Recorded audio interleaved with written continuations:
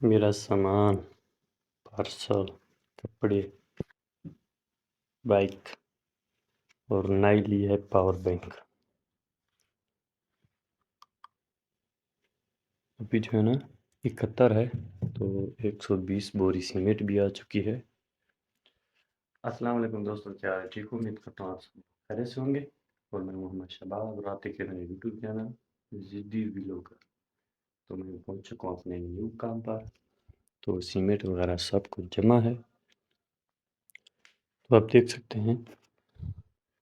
और फुट्टा भी इन लोगों ने लिया है नया वाला, मेरे पास तो नहीं था। तो मैं पावर बैंक को करता हूँ बंद।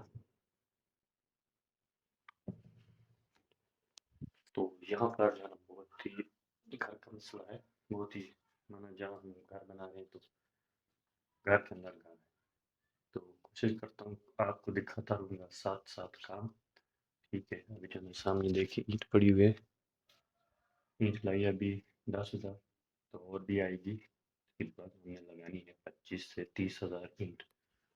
तो ले चलता हूँ आपको आगे। Delta BDS? Nek.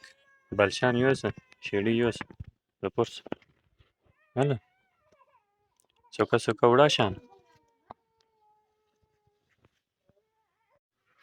तो ये ज़मीन है और जहाँ पर जो है थोड़ा सा काम करना है। 3-4 कमरे, गुस्ल खाना, बरांडा। नक्शा मैं आज दे दूँगा थंबनेल में, फिर देख ले। मैं यहाँ पर सोया